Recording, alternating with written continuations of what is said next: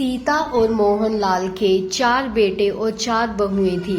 बड़े प्यार से उन्होंने अपने बेटों की शादी पढ़ी लिखी और समझदार लड़कियों से की। सीता की चारों बहुएं नौकरी करती थी और बेटे भी। सीता और मोहनलाल के 2 बेटे गांव में रहते थे और 2 बेटे शहर में रहते थे। सीता और मोहन दोनों गांव में अपने छोटे बेटों के पास रहते थे। दोनों छोटी बहुएं सुबह उठकर बच्चों को स्कूल भेज देती थी और फिर नौकरी पर जाती थी। घर का सारा काम सीता ही करती। जब दोनों बहुएं शाम को नौकरी से आती तो सीता उन्हें पानी देती और खाने के लिए पूछती। सीता के मन में कभी भी नहीं आया कि मैं उनकी सास हूँ और ये मेरी बहुएं हैं, पर बहुएं अपना काम निकलवाने के लिए ही अपनी सास को बुलाती थी। मोहन सब कुछ देखता रहता कि घर में क्या हो रहा है। मोहन सोचता कि अगर मैं कुछ बोलूंगा तो घर में लड़ाई लगेगी। बस यही सोचकर वे कुछ नहीं बोलता।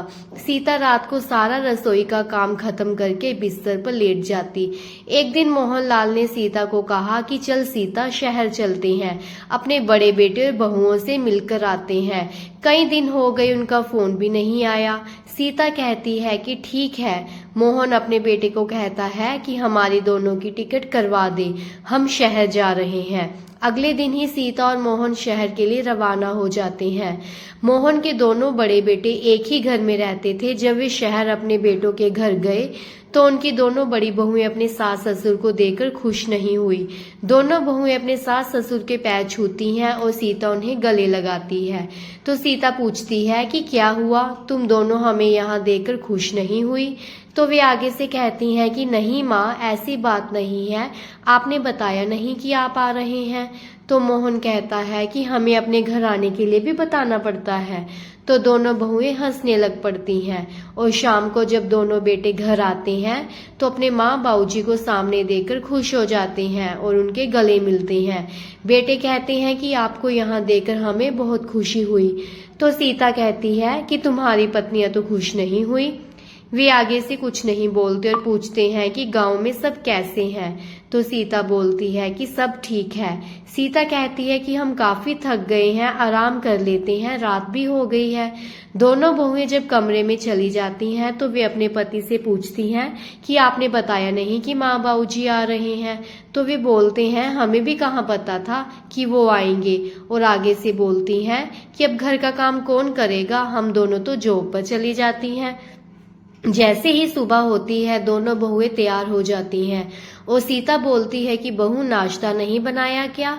तो दोनों बहुएं बोलती हैं कि माँ, हमने अपना खाना बना लिया है, आप अपने लिए बना लेना। ठीक है माँ, हम लेट हो रहे हैं। इतना कहते ही वे दोनों चली जाती हैं। मोहन देखता है कि इधर भी गांव जैसा ही हाल है। शाम को जब बेटे और बहुएं आ जाते हैं तो दोनों बहुएं बोलती हैं कि माँ बाबूजी और कितने दिन रुकेंगे? तो दोनों बेटे कहते हैं कि क्या हुआ अगर वे थोड़े दिन और रह लेंगे। अगले दिन गांव से दोनों बेटों का फोन आता है तो वे चारों बोलते हैं कि आप माँ बाबूजी में से किसी एक को रख लो, एक हम रख लेंगे। तो बोलते कि इतनी देर से हम ही तो गांव में रख रहे थे, अब आपकी बारी। तो शहर वाले बेटे और बहुएं बोलती हैं कि हम माँ को रख लेते हैं और आप बाबूजी को रख लो। तो ये सब अपने कमरे में बातें कर रहे होते हैं कि बाहर से सीता और मोहन सुन लेते हैं। मोहन को धक्का लगता है कि ये क्या बात कर रहे हैं, हम अपने चारों बेटे और बहुओं से इतना प्यार करते हैं कि ये हमें अलग करने की सोच रहे हैं। दोनों अपने कमरे में चले जाते हैं और रोने लग जाते हैं। सीता कहती है कि मैं आपके बिना कैसे रहूंगी। तो मोहन कहता है कि हम दोनों यहाँ से कहीं और चले जाते हैं। जैसे ही सुबह होती है तो गांव के दोनों बेटे अपने बाबूजी को लेने आ जाते हैं और मोहन अपने चारों बेटों को कहता है कि ये आप अच्छा नहीं कर रहे, इस उम्र में हमें एक दूसरे से अलग कर रहे हो। वे कुछ नहीं बोलते और बाबूजी को अपने साथ गाँव में ले जाते हैं। जैसे जैसे दिन बीतते चले जाते हैं तो वे दोनों एक दूसरे की याद में रोने लग जाते हैं। मोहन सीता को लेने के लिए शहर चला जाता है और देखता है कि सीता वहां पर नहीं है। तो वे अपने बेटे और बहुओं से पूछता है कि सीता कहाँ गई है। तो बहुएं बोलती हैं कि आजकल माँ हमें बिना बताई ही घर से निकल जाती है, हमें क्या पता कहाँ गई है। मोहन सीता को ढूंढने चला जाता है। आगे सीता वापस घर आ रही होती है तो वे अपने पति को देखकर उनके पैरों में घिर जाती है और रोने लग जाती है। मोहन सीता को चुप करवाता है। सामने एक कपड़े वाले की दुकान होती है। तो वहां पर एक आदमी अपनी पत्नी को पर्स दिला रहा होता है। तो ये देखकर मोहन अपनी पत्नी को दुकान पर ले जाता है और पर्स देखता है। जब उसके पैसे पूछता है तो सीता बोलती है कि नहीं, बहुत महंगा है।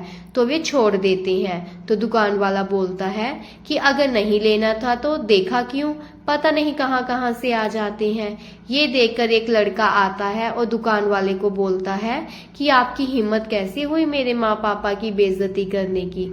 जब मोहन और उसकी पत्नी सीता देखते हैं कि ये तो मोहन कहता है कि ये तो मेरे बड़े भाई का बेटा है जिसको हमने पढ़ा लिखा कर बाहर भेजा था, तो वे लड़का शुभम अपने घर ले जाता है और बोलता है कि मेरे माँ बाप के मरने के बाद आप ही ने मेरे इतना ख्याल रखा, अब मैं आपको यहाँ से कहीं नहीं जाने दूंगा।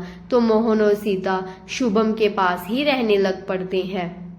सीता के भाई को जब पता चलता है कि हमारी बहन और बहनोई के साथ उनके बच्चों ने ऐसा किया है, तो वे उनके चारों बेटों और बहुओं को अपने घर बुलाते हैं और उनकी अच्छे से बेइज्जती करते हैं और बोलते हैं कि भगवान ने तुम लोगों को इतने अच्छे माँ बाप दिए, पर तुम लोगों ने उनकी जरा भी कदर नहीं की। तुम लोगों से अच्छा तो वे शुभम है जिसको उनकी कद्र है। उससे पूछकर देख लिया होता कि माँ बाबूजी ना हो तो कैसा लगता है। तुम्हारे माँ बाबूजी ने तुम लोगों को इतना पढ़ा लिखा कर इतना बड़ा किया, तुम लोगों की नौकरियां लगवाई, शादी की, पर तुम लोगों ने उनकी जरा भी कदर नहीं की। शाम को जब चारों बेटे बहुएं घर वापस आते हैं तो आप आपस में बातें करते हैं कि हमने अपने माँ बाबूजी को बहुत तंग किया है। जिस उम्र में उन्हें आराम चाहिए था उस उम्र से उन्हें धक्के खाने को मजबूर कर दिया। तो सभी आपस में सलाह करते हैं कि हम माँ बाबूजी को अपने पास बुला लेते हैं और सुबह ही सारे शुभम के घर चले जाते हैं और अपने माँ बाबूजी के पैरों में घिर जाते हैं और उनसे माफी मांगते हैं। शुभम कहता है कि अगर मैं ना होता तो माँ बाबूजी का पता नहीं क्या हाल हो रहा होता। चारों बेटे कहते हैं हम आपको लेने आए हैं। तो शुभम जाने के लिए मना कर देता है और बोलता है कि मैं नहीं जाने दूंगा। काफी बार कहने पर सीता और मोहन बोलते हैं कि ठीक है हम आ जाएंगे, पर अभी हमें कुछ दिन शुभम के पास रहना है।